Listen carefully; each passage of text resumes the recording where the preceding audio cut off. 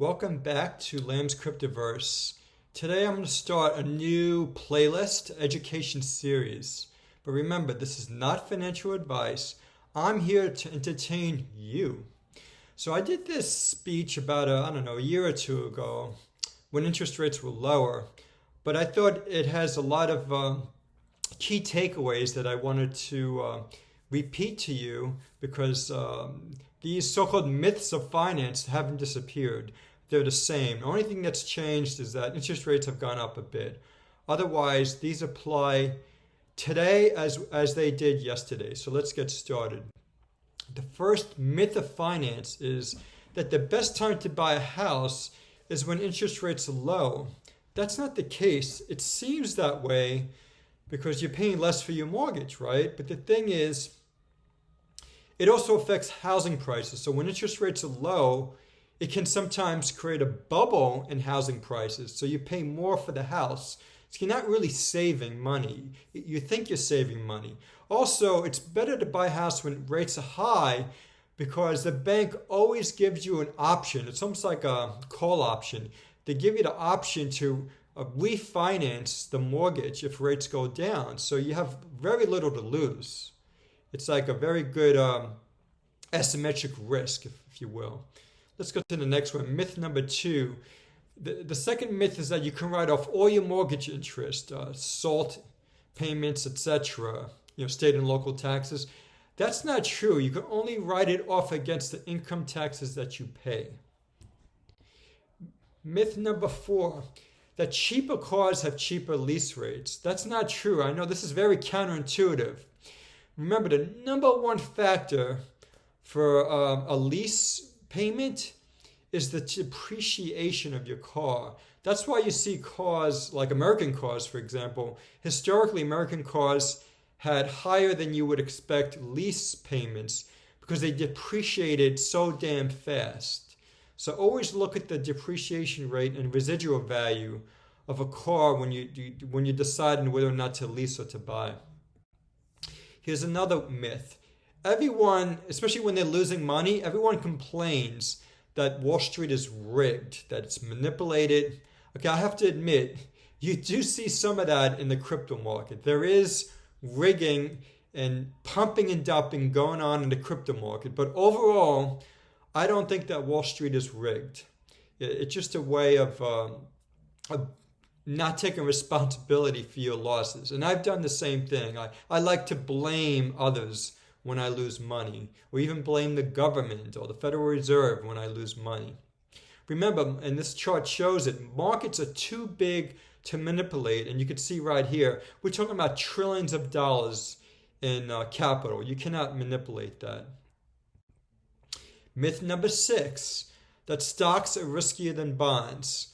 Okay, this is the only myth that applied during the COVID crisis rather than applying now. Because during the COVID crisis, back in 2020, interest rates were so low. And at that time, I said that stocks are not necessarily riskier than bonds.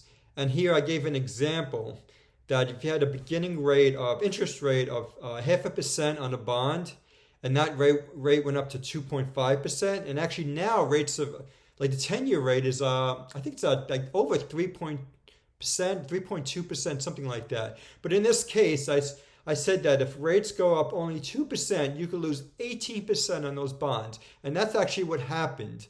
James Bianco loves to talk about this, that we had the largest decline in treasury prices in history in the last year.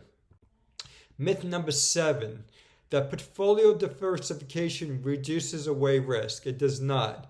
It only reduces risk during a bull market. But that's not when you need diversification. You need diversification. That's benefits of diversification when markets decline. Unfortunately, you know the saying, when markets decline, your correlations of all assets go to 1. Think about that. And you're seeing that now. Over the last year, during the first 6 months of 2022, you saw stocks go down, even bonds go down, crypto went down. You remember crypto? They said that Bitcoin was digital gold. But what happened with Bitcoin? It didn't just decline. at the same rate of the S&P 500. It declined at a faster rate than S&P or even the Nasdaq. So crypto and Bitcoin did not protect you, and neither did gold. Gold prices and silver and platinum and palladium, they also declined. They did not protect you. Myth number 8, that professionals can predict the market. I mean, it seems like that, right? They dress up nicely. They don't dress up like me. They've got nice business suits on, a really fancy tie, maybe they got Versace or something. All these Italian brands making them look good. But you know what? Just because they look good and they're professional and they're educated doesn't mean that they're better at predicting markets than someone like you and I that have spent years and passion studying the markets. I just wanted to go over some of these professionals. You got market strategists. These are the guys from investment banks, right? From Morgan Stanley, whatnot. These guys tend to be overconfident. Then you've got economists. These guys will say, well, on one hand, I think the market can continue rising because of so-and-so. But on the other hand, I think the market can decline because the Fed's raising rates. They don't really give you a straight answer. Then you've got wealth managers. And these people only want to give you safe recommendations because their number one interest is getting your fees. And how do they get your fees? They keep you invested. So they're not worried about you per se. They just want to make sure that you're keeping money with them so that they get their 1% management fee. Myth number 9. Don't try to time the market. And this goes back to what I was saying before. If you're passionate about the market and you've done your time, as Malcolm Gladwell likes to say, you got to put in your 10,000 hours. It's not easy. It's a lot of work. But if you do the work, you can time the market. I mean, not 100%, but you can time the market. Don't let professionals make you feel like an amateur and that you don't know what you're doing. And here's one way of timing the market. DCA, dollar cost averaging. If you just buy more when stocks are down and start selling when stocks are high, in a way, that's timing the market. So that's what you can do. And that's very simple. Myth number 10. Past returns are good predictor of future returns. They're not. And I showed a chart right here. In 2020, the market declined sharply, obviously because of COVID-19. But just because it was declining didn't mean it wasn't going to go up in the future. And why? Because the markets are reflexive.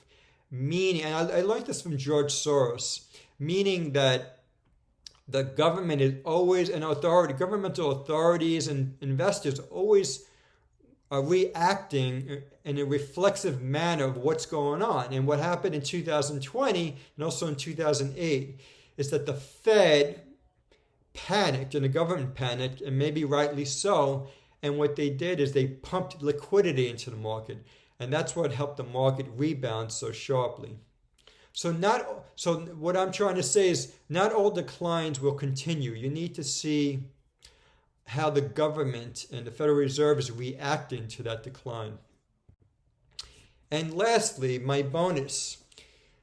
You cannot make over 3% returns or whatever, 2%, without taking some risks. That's what you need to remember. I'm stumbling here because I'm trying to figure out a way of explaining this to you. Portfolio managers and wealth managers, they make it look easy. Unless you're getting an annuity or a pension or a CD, certificate of deposit, that's yielding 3%, there's going to be some kind of risk, either direct risk or indirect risk or counterparty risk, some type of risk. So read the fine print carefully. I'm going to give you some examples here. High dividend stocks.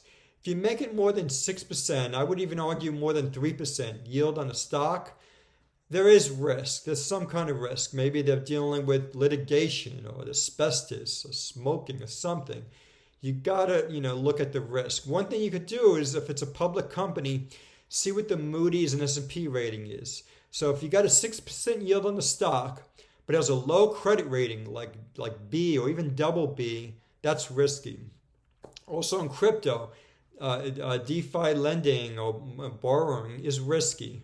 And lastly, staking. Staking a project like Solana is considered low risk, but even that could be risky too. You have the risk that you're staking money that's not in your wallet, right? It's in a centralized exchange. And we saw what happened with Voyager.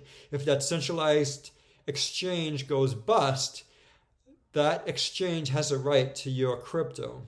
And also, when you staking through a third party, you've got counterparty risk there too. And the project itself has risk, counterparty risk. So just remember, there's a lot of risk when you're making more than a short-term interest rate. Well, thank you everyone for listening to Lamb's Cryptoverse, and please subscribe to us, like us, and come back. Thank you.